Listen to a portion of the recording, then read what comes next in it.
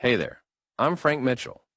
On this channel, it's all about helping you understand your car and keeping it running the way it should.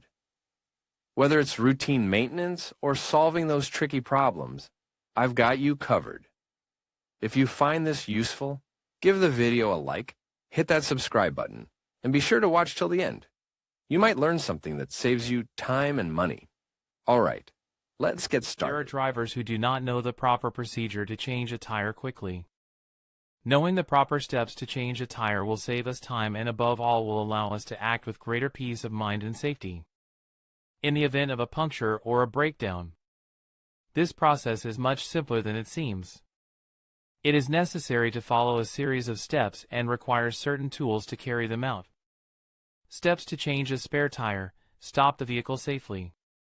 Set the handbrake and leave one gear engaged if the car is manual. Put on the vest and place the emergency triangles. Remove the spare tire, remove the hubcap and loosen the nuts with the cross wrench.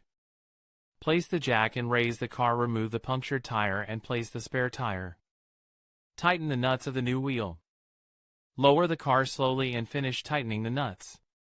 Stop the car safely and look for the necessary tools.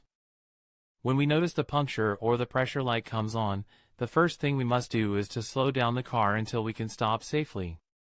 Once the vehicle is parked, the safety vest is on and the emergency triangles or V16 lights are in place, we must remove the tire. When stopping the car, it is important to put the handbrake on, leave a gear engaged if possible, in cars with manual gearbox, and if you have something that acts as a chock a wheel in the direction in which there may be any unevenness in the terrain. The spare wheel is usually housed under the floor of the trunk, although there are cars in which it is located on the outside of the trunk, attached to the bodywork under the trunk. In SUVs, they are sometimes housed in the tailgate, outside the passenger compartment. The next step is to remove any type of trim that may have the tire, hubcaps, hub covers, nut covers, then place the cross wrench and go loosening the nuts or bolts counterclockwise, enough to be loose, without tightening, but still subject to the hub. Use the jack and remove the flat tire. The next step is to lift the car. To do this, the jack must be positioned at the points indicated by the model manufacturer. Raising the car using the jack at a different point can cause serious damage to the car or an accident. These points are indicated in the owner's manual.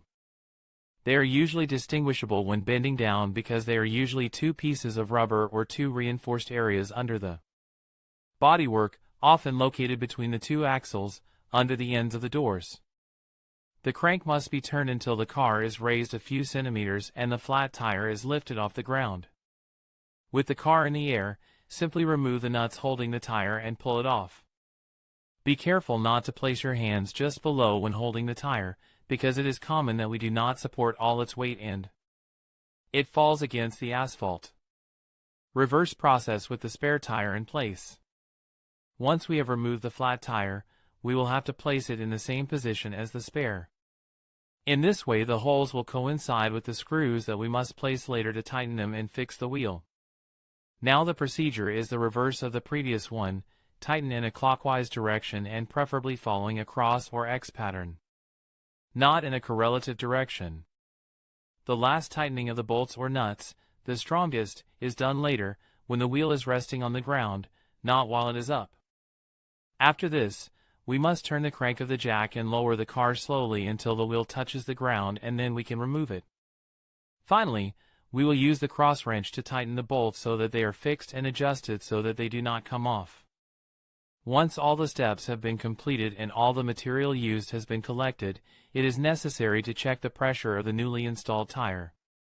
A cookie cutter type emergency tire, those that do not have identical dimensions to the rest of the wheels of the car, but are much narrower, usually has a limit of kilometers imposed by the manufacturer and cannot be driven with it at more than 80 kilometers per hour.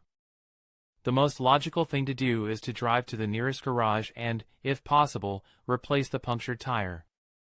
The most logical thing to do is to drive to the nearest garage and, if possible, replace the flat tire or repair it. In conclusion, changing a spare tire is a straightforward process that can save you time and trouble when you find yourself in a pinch.